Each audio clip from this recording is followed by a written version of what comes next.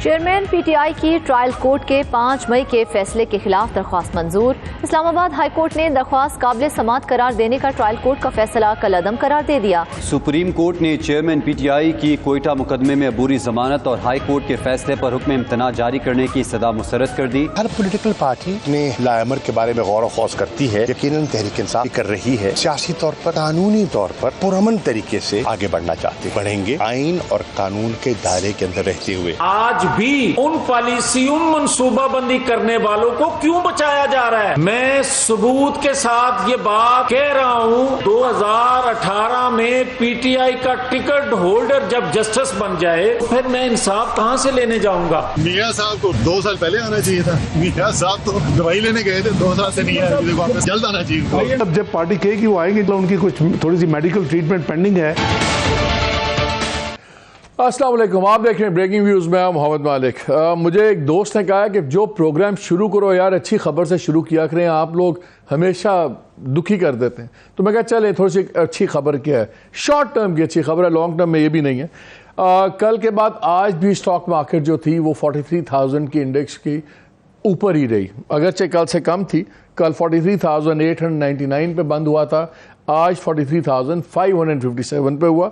और डॉलर जो है उसने 5-6 रुपए गिरे, that is really good news. आज 275.44 पर रुका है इंटरबैंक के अंदर, और मार्केट में तकरीबन 5 रुपए का गैप है अभी भी, जो ट्रेडिशनली 2-3 रुपए का होता था, 4-5 रुपए का गैप है, विच इज़ नॉट बैड। इसकी अब जिसकी बुरी खबरें हैं वो मैं कल परसों डिस्कस करूँगा, आज एज पर। लेकिन आज बड़ा इंटरेस्टिंग डे रहा। आज आपने देखा चेयरमैन पीटीआई इमरान खान की तकरीबन 16 केस उनकी बेल्स हुई हैं, 16 केसेस। लेकिन 2-3 चीज़ें इंटरेस्टिंग डेवलपमेंट्स हुई हैं पिछले 48 घंटे में जो बड़ी मीनिंगफुल हैं। एक, हमने देखा कि नेशनल असेंबली को पहले एडजर्न किया गया था, आई थिंक 16 या 17 जुलाई प्रॉब्ली डेट थी, if I am not wrong. लेकिन फिर अचानक प्रोरोग कर दिया गया, और प्रोरोग करके फिर नैब का ऑर्डिनेंस लाया गया, अमेंडमेंट्स जिसमें 2-3 बड़ी इंटरेस्टिंग अमेंडमेंट्स हैं। सबसे इंपॉर्टेंट जो उसमें ये है कि जो चेयरमैन नैब हैं वो अब अरेस्ट का ऑर्डर दे सकते हैं अगर उनको ये भी लगे कि कोई बंदा कोऑपरेट नहीं कर रहा है इंक्वायरी स्टेज पे, और अगर वो कोऑपरेट नहीं कर रहा, विलिंगली उसमें पार्टिसिपेट नहीं कर रहा, तो वो उसका अरेस्ट कर ऑर्डर दे सकते हैं। और 15 दिन के बजाय अब इनिशियल जो पीरियड है वो 30 दिन का हो सकता है। ये सारे इसकी टाइमिंग को बड़ा देख रहे हैं, बिकॉज एक आम ख्याल ये है कि ईद के बाद समझा ये जा रहा था कि अब जो अरेस्ट है इमिनेंट है इमरान खान का, और उसके मुताबिक चीज़ें होंगी। लेकिन उसमें मैं एक ख़बर आपके साथ शेयर करना चाहता हूँ, और वो भी इम्पॉर्टेंट ख़बर है। बहुत ज़्यादा बहस चल रही थी कि अगर ट्रायल होगा 9 मई से रिलेटेड, तो चेयरमैन पीटीआई जो है इनका ट्रायल क्या आर्मी कोर्ट के अंदर होगा या एंटी टेररिस्ट कोर्ट में होगा। और ये जो बहस थी और जिसके प्रोज एंड कॉन्स थे, ये इंस्टीट्यूशन के अंदर भी बड़ी देर से डिबेट हो रहे थे। मेरी इत्तला अब ये है कि एट द हाईएस्ट लेवल अब ये तय हो गया है कि जो ट्रायल अगर होता है इमरान खान का, वो एंटी टेररिस्ट कोर्ट में होगा। और जो ये बात थी कि जी पीरियड है, टाइम है, तो अगर इलेक्शन से पहले ट्रायल ना हुआ और सज़ा हुई या ना हुई, फैसला ना हुआ, तो फिर इलेक्शन भी जेपरडाइज हो जाएंगे। मेरी इत्तला ये है कि ये 2 फैसले हुए हैं। एक ये कि ये एंटी टेररिस्ट कोर्ट में होगा एटीसी में, आर्मी ट्रायल कोर्ट में नहीं होगा। और सेकेंडली कोर्ट को बड़ी क्लियर इंस्ट्रक्शंस होगी डे टू डे हियरिंग की, और ये 30 दिन के अंदर फैसला होना चाहिए। और इसमें सुप्रीम कोर्ट की पहली डायरेक्शंस भी हैं एंटी टेररिस्ट कोर्ट्स को कि कानून के तहत भी 30 दिन में ही उनको फैसले करने चाहिए, लेकिन आज तक हुआ नहीं। सो मे बी ये बड़ा इंपॉर्टेंट होगा। और उसके शायद इंडिया खुद चेयरमैन पीटीआई भी दे रहे हैं, जिन्होंने अपने बयानात में कहा है कि उनको लग रहा है कि ईद के बाद उनका अरेस्ट इमिनेंट है, और उन्होंने अब लोगों को ये भी मैसेज दे दिया है कि अब आपको फैसला करना है हकीकी आज़ादी और ग़ुलामी के दरमियान में, और अब आप तैयार हो जाएं, पर पुरअमन एहतजाज के लिए सड़कों पे आने का वक्त आ गया है। सो अब हर तरफ हम देख रहे हैं कि सफ़र हो रही है, लेकिन ख़तरा ये है, जो कहा यह जा रहा है, उनको पीटीआई की लीडरशिप का ख्याल ये है कि उनके चेयरमैन को इस्लामाबाद या लाहौर या किसी ऐसी अदालत से गिरफ़्तार नहीं किया जाएगा, बल्कि शायद कोयटा से गिरफ़्तार किया जाए, कत्ल के मुकदमे में। बहरहाल उसमें भी आज बेल हो गई है, प्रोटेक्टिव बेल फॉर 14 डेज, लेकिन उनका अरेस्ट हो सकता है कोयटा से हो, एंड दैट इज़ वाई उसको टूथ एंड नेल वो उस चीज़ को उसको मुकाबला कर रहे हैं। सो ये 2-3 चीज़ें बड़ी इंपॉर्टेंट हुई हैं, और लग ये रहा है कि जो भी अब पावर गेम है अब फाइनल फेज़ में आ रही है, क्योंकि दुबई में मीटिंग्स हुई, इधर मीटिंग्स हुई, तो ये तो नज़र आ रहा है कि जो रूलिंग अलायंस है वो तो डन एंड डस्टेड समझ रहे हैं, मामला ख़त्म हो गया, कि पीटीआई का जो डिसमेंटलिंग होनी थी करीबन कंप्लीट हो गई है, नए स्ट्रक्चर्स बनने शुरू हो गए हैं, अपना जहांगीर तरीन उनका ग्रुप अपना बन गया है, पार्टी बन गई है, परवेज़ खटक साहब ने जो बयान दिया, बड़ा सख्त बयान दिया, वो अपनी ग्रुपिंग केपी में बन रही है। सो नज़र ये आ रहा है कि बहुत बड़े आज़ाद उम्मीदवार बहुत ज़्यादा होंगे, और फिर ये पार्टीज़ अपनी होंगी, और तकरीबन तमाम जिसको आप कहते हैं बांट शुरू हो गई है। But having said that, critical factor वही रहता है, what happens to Khan, because मेरा ख्याल है इलेक्शंस उसी से जुड़े हुए हैं। सो ज़रा ओवरऑल पॉलिटिकल सिचुएशन पे अपने दोस्तों से पूछेंगे आज। We'll try to make some sense out of all this nonsense going on. Mansoor Ali Khan ने भी ज्वाइन किया हुआ है, thank you very much Mansoor. Mazhar Abbas हमारे साथ कराची में मौजूद हैं, और अब बड़ी मुश्किल से आज हमने आरिफ हमीद भट्टी साहब को भी ढूंढ निकाला है, जो ठंडे ठंडे एक मुल्क में बैठे हुए हैं और पाकिस्तान की गर्मी से ज़रा दूर जाके बैठे हुए हैं। तो मैं ज़रा भट्टी साहब से शुरू करता हूँ। भट्टी साहब अस्सलाम वालेकुम। वालेकुम अस्सलाम मलिक साहब। चलें, अब या तो मोहम्मद सलाई यूरोप के अंदर फिर रहे हैं, या आरिफ हमीद भट्टी साहब यूरोप के अंदर फिर रहे हैं, मुख्तलिफ हालात के अंदर फिर रहे हैं। लेट्स होप कि आप ज़्यादा सुकून में हो। ये बताएं। मैं बचपन में जब बहुत छोटा था, स्कूल जाता था, तो आपके प्रोग्राम की वजह से आया हूँ। मोहन सलाई और मैं तो बहालत मजबूरी। अच्छा, आप ये कह रहे हैं कि आप स्कूल गए थे? अच्छा, नहीं, मेरी हर सुनना। एक मुजरम, एक सजा याफ्ता 3 दफा का वजीर आजम, 5 चीफ जस्टिस साहब के साथ लड़ने वाला, 4 आर्मी चीफ के साथ लड़ने वाला नवाज शरीफ साहब भी लंदन आने वाले हैं। मैं जरा थोड़ी सी अपनी इस्लाह करवा लूं। मदर साहब की जो लाल शर्ट है ना, इसमें बड़ी शरारत है आज। अच्छा, ये मुझे बताएं कि ये जो फैसले वगैरह हो गए हैं भट्टी साहब, ये सारा प्लान आपके ख्याल में इसी तरह है जो मैं इतलात हमें आ रही है कि अगर सजा ना हुई तो इलेक्शन होंगे? देखिए, मैं पहले दिन से आप 10 अप्रैल 2022 से निकाल लें, पीडीएम की जमातें इलेक्शन में जा ही नहीं सकती, जबकि 1992 का वर्ल्ड कप जीतने वाले को पाबंदे सलासल ना करे, वो सोशल मीडिया पे उसकी कोई बयान ना चले, नेशनल मीडिया पे तो चलते ही नहीं, और कोई ट्वीट ना कर सके, गैर मुल्की ना कर सके। दुबई में जो मीटिंग हुई है उसका एजेंडा मुझसे ज्यादा आप बाखबर है।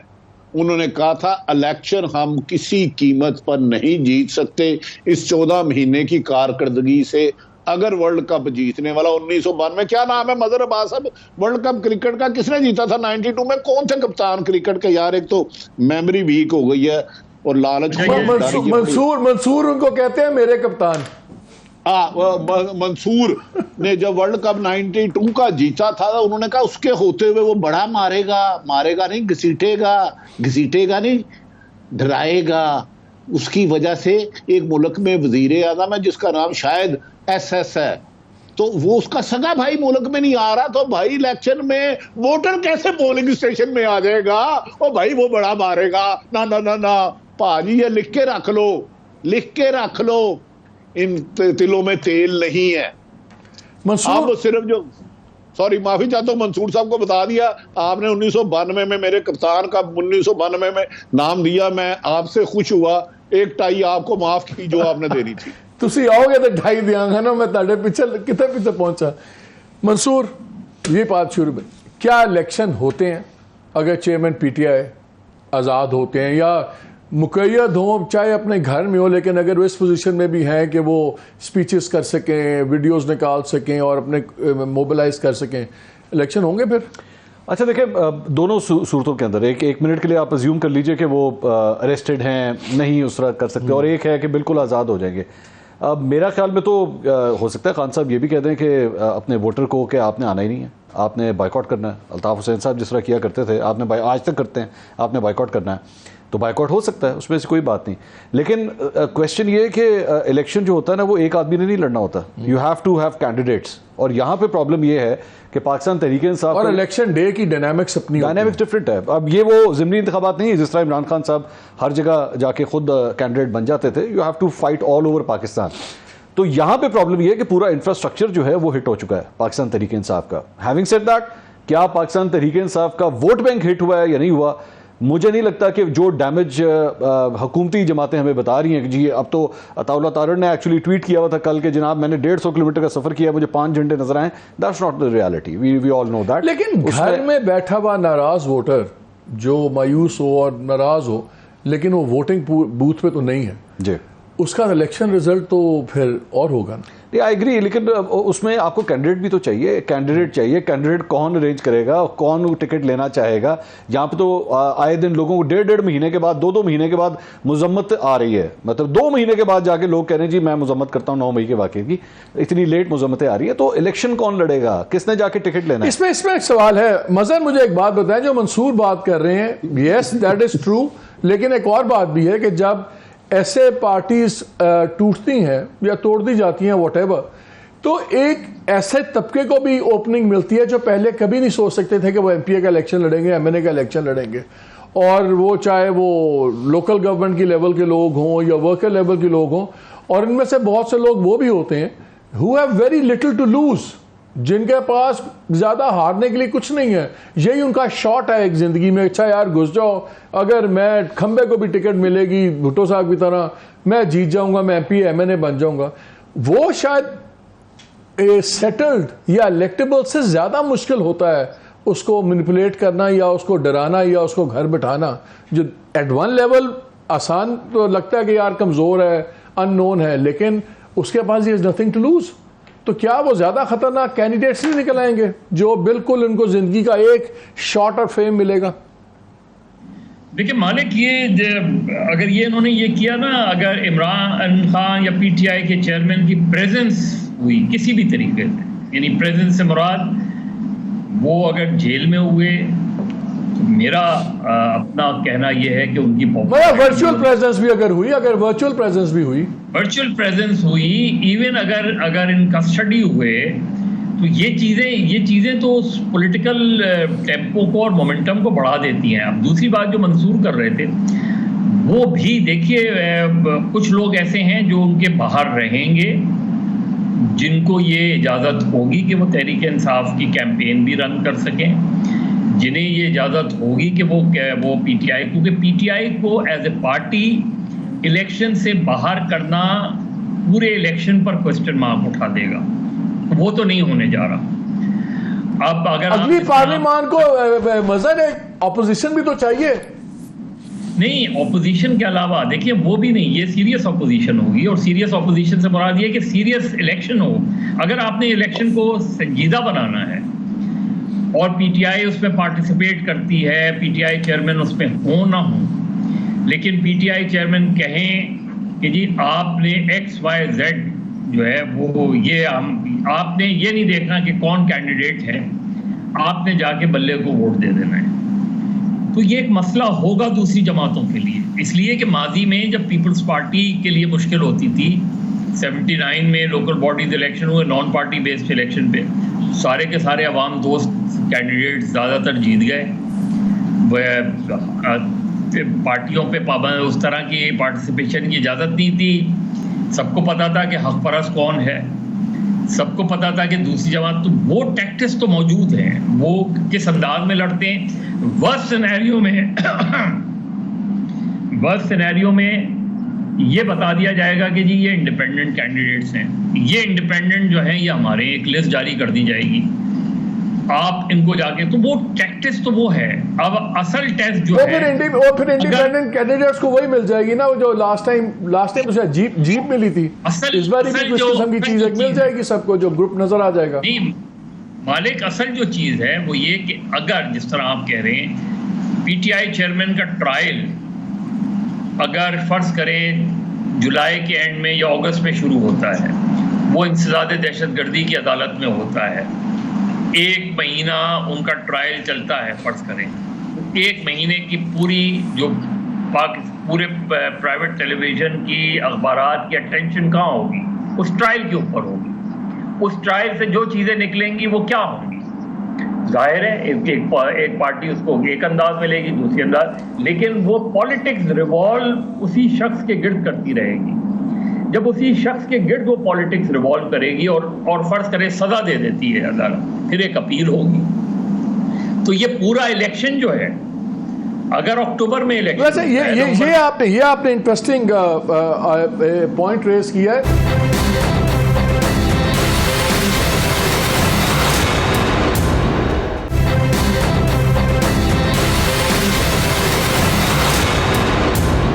पर साहब, जितनी अभी तक बहस चल रही थी ना मेरी इत्तला के मुताबिक कि जी मुकदमा कहाँ चलना चाहिए, एंटी टेररिस्ट कोर्ट के अंदर चले या मार्शल लॉ की अदालत में चले, मिलिट्री के एक्ट के तहत, वहाँ पे एक ही सबसे बड़ा एतराज़ था कि जी जो एंटी टेररिज्म कोर्ट है वो एक ओपन कोर्ट है और रोज़ाना वो उसकी एक मीडिया कचहरी भी लगेगी, सोशल मीडिया पे भी कचहरी लगेगी।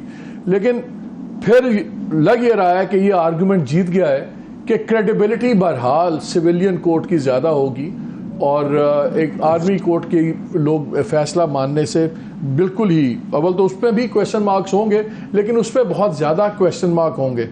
आपका क्या ख्याल है, ये उल्टा भी पड़ सकता है? जैसे मजहर कह रहे हैं कि उसका एक अपना मोमेंटम है, अगर एंटी टेररिज्म कोर्ट में ही केस चलना था, ये एक ब्लफ खेला गया था, इंटरनेशनल बहुत ज़्यादा शोर शराबा था। आज तक किसी एक पॉलिटिशियन का भी एंटी टेररिज्म में केस नहीं चला। दहशत गर्दों का चलता है, क्या नवाज शरीफ का मिलिट्री कोर्ट में केस चला? उन पर, नवाज शरीफ पर आसफ अली जरदारी कह रहे थे ये धरती के नासूर हैं, नवाज जरदारी को कहते थे ये 10% है, सिरे महल है, वो नहीं चला। वो तो बाहर अलग बात है। अब मैं आ जाता हूं, मैं बात कर रहा हूं सिलेक्शन की, नहीं इलेक्शन की। हाँ, एक ये बात है कि नून लीग और पीपल्स पार्टी ने कहा है तीसरे आपके दोस्तों को कि जनाब खुदा का वास्ता है हम इलेक्शन नहीं जीत सकते अगर तरीके इंसाफ का लीडर अंदर करते हैं, और उसका कैंडिडेट भी आपने नहीं खड़ा होने देना। जिसका खड़े हो गए उसको उठा के ले गए, उसके बच्चों को उठा लिया, उसकी बीबी को उठा लिया, चादर चार दीवारी पामाल की। अगर सिलेक्शन होगी तो फिर यकीनन पीटीआई के कैंडिडेट 30 से 35 से ज्यादा नहीं खड़े होंगे। जो लिस्ट दी गई है नोट कर ले। मदर अब्बास साहब ने हमें इलेक्शन का बताया, इलेक्शन की सियासी जमात बड़ी कौन सी होती है? जिसकी स्ट्रीट पावर हो, जिसका वोटर हो। एक होता है वोटर सपोर्टर जो दफ्तर खोलता है, 10-5 लाख रुपया लेता है रोजाना, 20,000 रुपया लेता है। एक खामोश वोटर होता है जिसे 25 से 35% है। वो तमाम सर्वे आपकी आई से शुरू होने वाले और स्पेशल ब्रांच तक आया है कि इमरान खान इन हालात में भी 60 से 70% वोट ले जाएगा। अगर उसके कैंडिडेटों को नहीं खड़ा होने दिया जाता, उनको उठाया जाता है, फिर तो रिजल्ट कुछ भी आ सकता है। मैं इलेक्शन की बात कर रहा हूं। अगर इलेक्शन हुआ, ये टेररिज्म, वैसे भी नैब का आपको पता है जो था कानून, ये था कि 30 दिन में फैसला होना है। नैब के भी ऑर्डिनेंस में ये लिखा है, आज ही पढ़ लें आप, निकाल लें पुराना जो था, लेकिन वो कभी फैसला नहीं हो सका। पाकिस्तान में बहुत ज्यादा चहम गोइयां हैं हमारे कानूनी। पहले आप हो जाएगा ना, आप पहली दफा हो जाएंगे फैसले। अगर आपने इमरान खान के पीटीआई के किसी लीडर को इलेक्शन ही नहीं लड़ने देना, जैसे एक सीट है कि आप इक़्तिदार की तरफ आए या जेल में जाए, प्रेस कॉन्फ्रेंस करें, वो एक अलग बात है, उसमें सिनारियो में। लेकिन इसमें अगर मोमेंटम की बात है मंसूर, अभी जो उन्होंने अपना बयान दिया चेयरमैन पीटीआई ने, उसमें उन्होंने कहा कि जी आप फैसला कर लें, पीसफुल मूवमेंट के लिए हम निकलेंगे और सड़कों के लिए तैयारी करें। अब ये एक बहुत बड़ा एक चीज़ हो सकती है। 9 मई के ऊपर जब एनालिसिस हुआ तो जो लोग लेट्स से जो क्रिटिक्स थे इमरान के, उन्होंने कहा कि आप चीज़ नोट कीजिए कि 9 मई का वायलेंस में शिद्दत बहुत ज़्यादा थी, लोगों की तादाद उतनी नहीं थी जितना एक्सपेक्ट कर रहे थे सारे, तो level of violence was very high. अब अगर ये झंडा मुहिम की बात कर रहे हैं और अगर ये कहते हैं आप सड़कों में निकलें, तैयारी कर लें, उन्होंने कहा है लेटेस्ट में कि जी सड़कों पे आके तैयारी करें, हकीकी आज़ादी या गुलामी। अगर वो जो अब जितना इस वक्त हार्शनेस है, जितना हर चीज़ के कॉन्सिक्वेंसेस हैं, क्या आपके ख्याल में इतनी बड़ी शो ऑफ स्ट्रेंथ वो कर सकती है पीटीआई सड़कों पे? लाइक वी सेड, लीडरशिप भागी हुई है, आधे अंडरग्राउंड हैं, जो ओवरग्राउंड आते हैं वो प्रेस कॉन्फ्रेंस ज़्यादा होते हैं, सब कुछ है। और अगर इन हालात में जो भी स्ट्रेंथ आती है वो उतनी स्ट्रांग नहीं होती, क्या वो ज़्यादा डैमेजिंग और ज़्यादा डिसहार्टनिंग नहीं होगी उन लोगों के लिए जो सपोर्टर्स हैं? खान साहब का ही जुमला मैं यहाँ पे रिपीट करना चाहूँगा, absolutely not, nothing will happen. वो टाइम नहीं है, ये दिस इज़ नॉट 9th में एनी मोर, फ्रैंकली स्पीकिंग। थोड़ा सा मेरे ख्याल में ज़रा ओवर हाइप भी हम लोग कर रहे हैं। खान साहब की रियलिस्टिक पोजीशन को एक मिनट जांचने की आपको ज़रूरत है। अगर आप ये समझते हैं कि इस सारी सूरत हाल में आपने खान साहब को जो है वो नहीं लड़ने दिया जा रहा, फ्रैंकली स्पीकिंग पाकिस्तान तहरीक इंसाफ को सही तरह ऑपरेट नहीं करने दिया जा रहा है, इसमें तो कोई दो राय नहीं है। इस सूरत हाल के साथ अगर आप इलेक्शन लड़ते हैं तो मैं नहीं समझता कि खान साहब कोई वो वाली स्टेज आ गई जी खंबे ने भी टिकट देता तो खंबा भी जीत गया, नहीं, ये वो वाली स्टेज नहीं है माजरत के साथ। दूसरी बात ये नहीं है, देखे ना, लोग खुद इंस्टीट्यूशन का दूसरे लोग कहते हैं कि हमारे पे दो बोझ थे, ठीक, एक खान की पॉपुलैरिटी थी, उससे बड़ा बोझ इन लोगों की अनपॉपुलैरिटी है, ठीक। और अब नजर ये आ रहा है, पैटर्न नजर आ रहा है कि यही लोग हैं और इलेक्शन के बाद यही लोग कंटिन्यू करेंगे। दोबारा मैं रिपीट अपना पहले वाला जवाब और दूसरे को कंबाइन करके मैंने आपसे कहा कि इलेक्टेबल्स और आपको कैंडिडेट्स चाहिए। हाँ, वो चाहिए। आपने बाद में दोबारा ये गुफ्तगू की कि अगर फॉर एग्जांपल अननोन को भी टिकट दे दिया जाता है, मैंने आपसे कहा कि नहीं, इनके जो रेगुलर कैंडिडेट्स हैं अगर वो लड़ते, यस, खान साहब के लिए एक बहुत अच्छी पॉपुलैरिटी स्टेज थी, लेकिन वो स्टेज नहीं है कि अगर आप ये कि जी खंबे को भी अगर आपने टिकट दे दिया तो खान साहब फिर भी जीत जाएंगे, नहीं, वो वाली स्टेज नहीं है। खान साहब yes, he is a popular leader, लेकिन अभी वो स्टेज नहीं है, एक बात। दूसरी बात ये कि आपने दोबारा जिस तरीके से अगर आप इस पूरे प्रोसेस को कर भी देते हैं, बल्कि फ्रैंकली स्पीकिंग मैं तो आज भी समझता हूं कि जिस तरीके से मनूवर किया गया है, आज से 2 महीने के बाद आप जैसा भी इलेक्शन करवा लें, that will not be legitimate, उसके ऊपर सवालिया निशान रहेंगे, क्योंकि जब आप तमाम सियासी जमातों को, तमाम सियासी लीडर्स को सवालिया निशान तो रहेंगे, लेकिन क्या डिजायर्ड रिजल्ट्स अचीव हो जाएंगे? सर, डिजायर्ड रिजल्ट्स किसके डिजायर, आपका डिजायर या उनका डिजायर, किसका डिजायर? जो एंटायर ग्रुप है खान साहब का, वो अपने किसी न किसी डिजायर को अचीव कर भी लेंगे, लेकिन लेजिटिमेट तो नहीं होगा ना। अवाम के डिजायर की किसी को परवाह नहीं होगी। मतलब फॉर एग्जांपल अभी थोड़ी देर पहले जब आपने अपनी ओपनिंग के अंदर कहा कि जनाब नैब के कवानीन को चेंज किया गया, 14 से उसको 30 दिन कर दिया गया, we all know it is Imran Khan specific. Nawaz Sharif साहब के लिए जो अभी आपने किया 5 साल की वो जो नाअहली आपने कर दी, नवाज शरीफ स्पेसिफिक। तो आपकी असेंबलीज पर्सन स्पेसिफिक बैठ के कवानीन बना रही हैं, तो इसमें अवाम की तरह, अवाम के लिए तो लेजिटिमेसी नहीं है ना इसके अंदर। अवाम का क्या लेना देना? आप नवाज शरीफ को लाइफ टाइम कर रहे हैं, 5 साल कर रहे हैं, नैब की जो कस्टडीज है वो 14 दिन से 30 दिन कर रहे हैं, अवाम का क्या लेना देना इसके साथ? अब आपने डॉलर के हवाले से बात की, जनाब खुशी की खबर है, किस बात की खुशी है इसमें? कोई खुशी वाली बात नहीं। महंगाई कम हो जाएगी। कौन सी महंगाई? किस तरह? आप मुझे बताइए, मुझे गारंटी करें इस बात के कि डॉलर आज जो 275 के, आप इसको सस्टेन कर सकेंगे एक साल? नहीं कर सकते। मैंने कहा था आज के लिए असली खबर इस पे आज डिस्कशन नहीं, मैं होता तो भी पानी छोड़ता नहीं हो सकता, नहीं हो सकता। अभी आप देखिएगा 2024 के अंदर अभी आप शुरू में जाएंगे, you are going to go to IMF again, दोबारा एक नए प्रोग्राम के लिए आप जाएंगे। बड़े सीरियस इश्यूज हैं ये तो बिल्कुल। मगर मुझे अब ये बताएं ना कि एज वी स्पीक, इंटरेस्टिंग चीज ये है कि जो सबसे इररिलेवेंट होने की कोशिश हो रही है या किया जा रहा है, व्हाटएवर, लगता है कि सबसे ज़्यादा रेलेवेंट वही चीज़ या वही पार्टी बनती जा रही है। आज हमने GB के अंदर भी देखा, गिलगित बल्तिस्तान में, वहाँ पे पहले वोट ऑफ नो कॉन्फिडेंस जमा करवा दी गई, वहाँ भी PTI की मेजॉरिटी थी। फिर अब वो बंदा वैसे ही उन्होंने डिस्क्वालीफाई भी हो गया। सडनली कोर्ट चौंसी है, महफूज फैसला सुना देती है। यहाँ भी हमें नज़र आ रहा है कि supreme court is on the back foot. 14 मई के ऊपर से बैक फुट पे चली गई। फिर ये मिलिट्री कोर्ट्स वाले केस के अंदर वो बेंच भी माशाल्लाह ट्रिम डाउन होता रहता है, वो भी बैक फुट पे चली गई हैं। बल्कि इससे एक बात निकल आई, बड़ा एक इंटरेस्टिंग वीलॉग भी एक हुआ जिसमें डिटेल्स निकली कि जी अभी चीफ जस्टिस साहब ने एक जर्नलिस्ट और 2 वीलॉगर्स के साथ मुलाकात की। मेरी उनमें से एक बंदे से बात हुई, जूनियर है, हमारे छोटे भाइयों की तरह है। तो उसने कहा कि जी वीलॉग के अंदर जो आपने बातें सुनी हैं उसमें से 50-60% तो बातें मैं नहीं कंफर्म करता, वो शायद एग्जैजुरेशन है, व्हाटएवर, लेकिन जो उन्होंने बातें 4-5 कंफर्म की वो भी बड़ी इंटरेस्टिंग है and I would like you to comment on it. एक तो उन्होंने कहा कि जी चीफ जस्टिस ने बात करते हुए उनसे कहा कि जो जस्टिस फायजीसा साहब हैं वो जी अब बिल्कुल सब चीज़ें उनकी तय हो गई हैं सब लोगों से, पावर जितने पावर सेंटर्स हैं, और इसलिए वो बहुत ज़्यादा एग्रेसिव हुए हैं। अब ये आउटगोइंग चीफ जस्टिस कह रहे हैं इनकमिंग चीफ जस्टिस के लिए। फिर उन्होंने कहा कि जी समझाया था इमरान खान को, लाइक एनालिसिस ये था कि उन्होंने गलतियाँ की और अपनी बात नहीं सुने, वो गवर्नमेंट्स नहीं इनको गिरानी चाहिए थी, ब्ला ब्ला ये वो। फिर उन्होंने एक कमेंट दिया कि जो 14 मई का फैसला था उस पर मैं कंटेम्प्ट एक्शन लेना चाह रहा था, लेकिन मेरे जो फेलो जजेस थे वो मेरे साथ एग्रीमेंट में नहीं थे, तो उस वजह से मैं उस पर कर नहीं जा सका।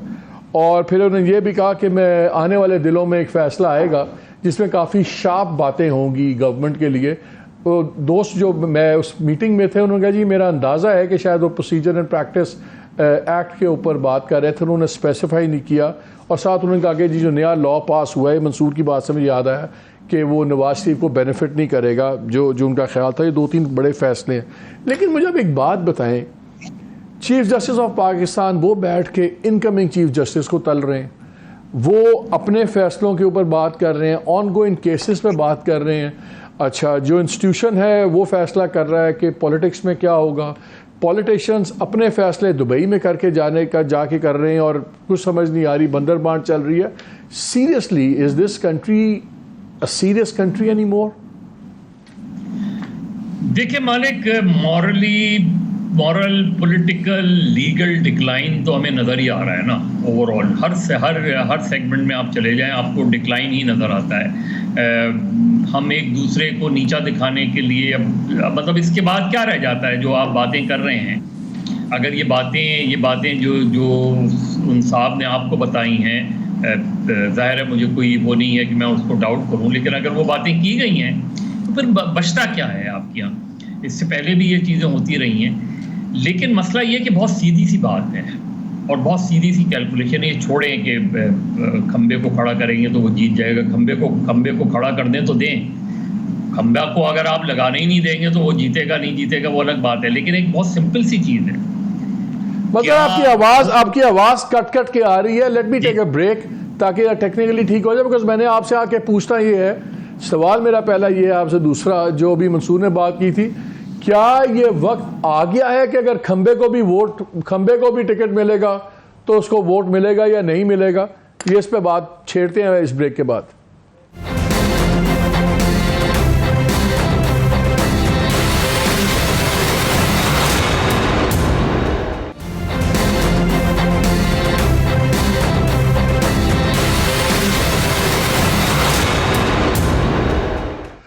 जी welcome back to the show. अच्छा, एक और इंटरेस्टिंग चीज़ मैं बताऊं कि ये तो अभी बाकी चीज़ें चल रही हैं, इस पे बात होगी कि एक और भी पॉइंट ऑफ कॉन्फ्लिक्ट है पीपल्स पार्टी और पीएमएलएन के अंदर। और वो इतला ये है कि पीपल्स पार्टी अंदर से, अगरचे उन्होंने बड़े बयान दिए अभी बिलावल भुट्टो साहब ने डार साहब को अंकल डार और बड़ी तारीफ़ें की, लेकिन एक मूव ये भी है कि अगर इलेक्शन के बाद हालात यही बनते हैं, इसी तरह सीट कन्फिगरेशन रहती है कि मेजॉरिटी पार्टी पीएमएलएन है और वज़ीर आज़म का ओहदा पीएमएलएन के पास जाता है, तो वो फाइनेंस मिनिस्टर चाहते हैं कि उनका हो, जो बहुत बड़ा कॉन्फ्लिक्ट है जो शायद ना मानी जाए, लेकिन वो एक बोन ऑफ कंटेंशन इस तक बना हुआ है। नाज़रीन, उस पर आजकल काफ़ी इनकी आपस में बहस चल रही है और मैं पहले ही पॉइंट आपके शेयर कर चुका हूँ कि उसमें नाम ये भी लिया जा रहा है कि शायद पीपल्स पार्टी के से जो मौजूदा सिंध के वज़ीर आला हैं सैयद मुराद अली शाह, उनका नाम एज ए कैंडिडेट दिया जा रहा है। कैंडिडेट से ज़रा पहले बात कर लें मंसूर, प्रेसिडेंट का वो प्राइम मिनिस्टर का वो केयर टेकर प्राइम मिनिस्टर के नाम का जो अंदाज़ा हुआ है, अभी तो हर एक ने नाम चलाया है। मेरे ख्याल में गेस वर्क ज़्यादा चल रहा है बहुत पूरी मार्केट के अंदर। अच्छा, एक तो डिलिबरेट गेस वर्क है, एक डिलिबरेट नाम भी फ्लोट किए जा रहे हैं जो एक्चुअली कभी कंटेंशन में थे ही नहीं, लेकिन कुछ जो है वो कहा जा रहा है सीरियस नाम भी। जुबैर साहब मुस्लिम लीग नून के जो रहनुमा है, उन्होंने ये कहा कि जी हो गया फाइनल, मौलाना फजल रहमान से आखिरी इजाज़त बस लेनी है हमने। लेकिन कल अताउल्लाह तारड़ मेरे शो में आए हुए थे, उनसे मैंने पूछा, उन्होंने कहा जी अभी तक तो वो स्टेज ही नहीं आई। सो मतलब अभी एम्बिग्विटी है इस मामले के अंदर, but there are many names floating. एक खातून का नाम भी जो है वो चल रहा है, इतना रेलेवेंट है। अगर इलेक्शन होने ये तो 2-3 माह की होगी अगर गवर्नमेंट कि अभी खतरा है आपको, ये भी तो हो सकता है ना कि केयर टेकर आ जाए, मुकदमे का फैसला ना हो, तो फिर तो केयर टेकर्स को लंबा होना पड़ेगा। पंजाब और केपी में जो कुछ हुआ है उसने ना डरा दिया, सबको डरा दिया है कि यहाँ पे जो है ना सेटअप्स लंबे लंबे भी आ सकते हैं, कुछ पता नहीं है। और अब ये कितने अफसोस की बात है, आप जरा अंदाजा कीजिए, इवन तो यहाँ पे तो कोई गुंजाइश what should be a given, वहां तो फिग लीव था ना, तो फिर कि जी एक दिन इलेक्शन हो जाएंगे, यहाँ पे तो कुछ भी नहीं, लेकिन इसके बावजूद डर मौजूद है। आप किसी भी तबका फिक्र से बात कर लें, डर मौजूद है कि यार कुछ पता नहीं है। आज तक कह रहे जब सुप्रीम कोर्ट रिट्रीट में हो तो बड़ा कुछ और हो सकता है। भट्टी साहब कुछ आपको अंदाजा है कि कोई नाम शाम फाइनल हुआ है? देखें, एक बंदा आपका भी जानने वाला है, मेरी इतला, मैं तो देखें, मैं फैसला डिसीजन मेकर तो नहीं हूं ना, साफी को गैब का इल्म आता है, एक रिपोर्टर अपनी बेस पे जाता है। 3 नाम पे खासी बहस हुई, नवाज शरीफ साहब नहीं माने एक पर, एक जनूबी पंजाब से भी आया, अब आपके शहर के साथ वाले अंपायर का फैसला करेंगे। वो फैसला आखिरी दिन तक जारी रहेगा, क्योंकि उससे पहले आइंदा इमरान खान को आउट करने के लिए सब फोकस किया जा रहा है।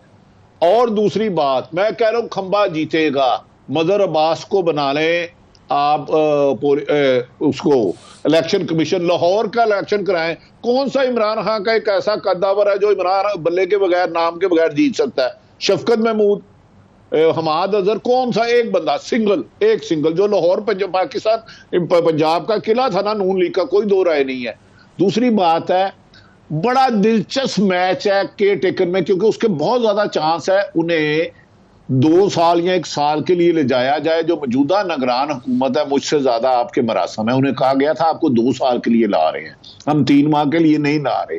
आइन और कानून की पाकिस्तान में बात ना करे, तमाम आईनी माहिरीन कहते थे 90 दिन में इलेक्शन कराना लाजम है, वो नहीं हुए। पाकिस्तान की तारीख का मैंने हाई कोर्ट की बीट की है 2 साल, एक वाकया बता दे सुप्रीम कोर्ट ने हुक्म दिया और उस पर इंप्लीमेंट ना हुआ। जुल्फकार अली भट्टो की फांसी से लेके यूसुफ रजा गिलानी या नवाज शरीफ, लेकिन 14 मई पे वो भी नहीं हुआ, क्योंकि आइन और कानून पाकिस्तान में तलाशी। चीफ जस्टिस साहब कह रहे हैं, वो इसलिए कह रहे हैं, उनको किसी ने नहीं कहा, वो कहता है मेरे साथी जजेस ही मेरे साथ मुतफिक नहीं थे। नहीं, ये उन्होंने खुद कहा है, कहना, ये उनका कहना गलत है ना, वो कानून की वायलेशन कर रहे हैं अपने ओथ की। उनका काम है आइन और कानून के मुताबिक जो एविडेंस उनके सामने आई है उसका फैसला करना।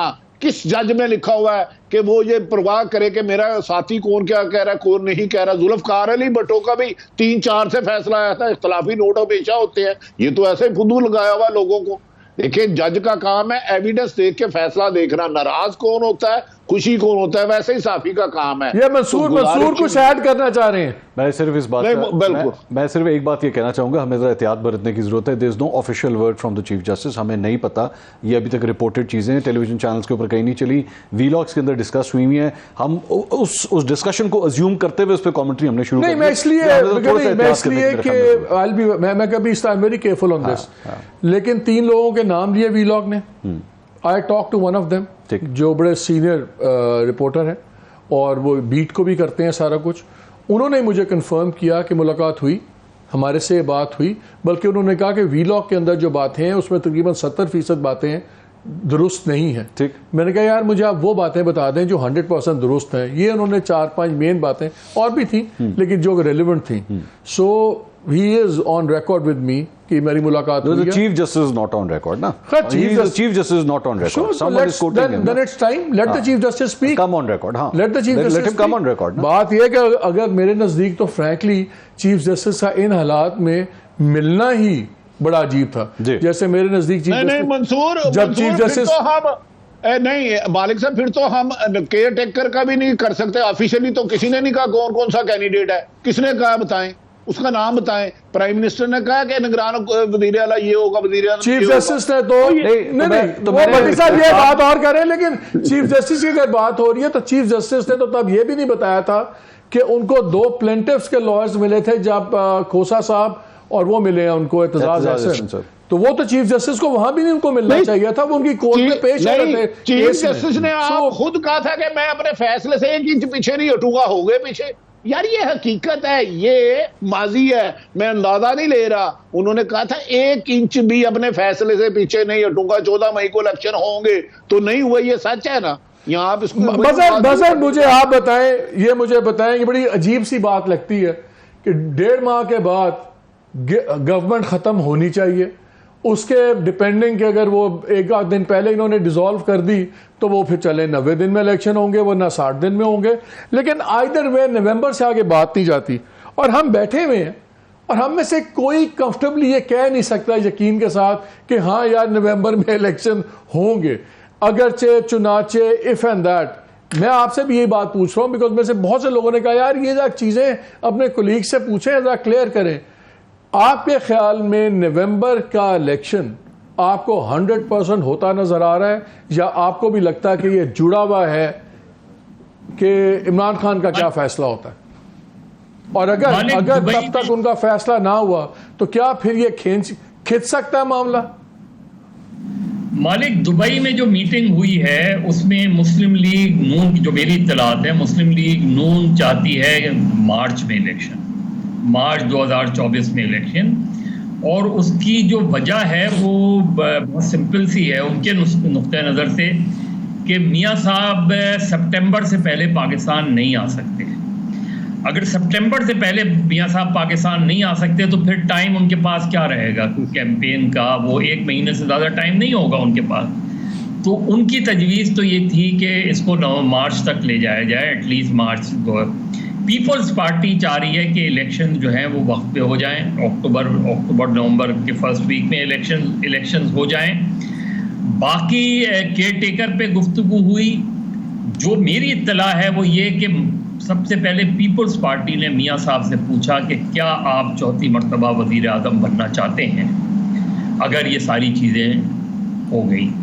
तो उन्होंने कहा कि वो देखें, मतलब कंप्लीटली उन्होंने टर्न डाउन भी बात नहीं की, लेकिन काउंटर क्वेश्चन हुआ कि क्या आप बनना चाहते हैं। ये गुफ्तगू हुई है जो मुझे वहाँ के क्लोज इंसाइडर ने बताई है। मैं इसको 110% तो नहीं कह सकता। काउंटर सवाल का एक से मजर मियाँ साहब नहीं मजर काउंटर सवाल मियाँ साहब ने ज़रदारी साहब से पूछा कि क्या आप लोग बनना चाहते हैं? जी, जो मुझे बताया गया है, जो मुझे वो है, हो सकता है कि सही ना हो, लेकिन जिसने बताया है उस पर मैं काफ़ी मुझे वो है कि शायद गलत ना हो। दूसरी बात बहुत सिंपल सी है मालिक, बहुत सिंपल सी है।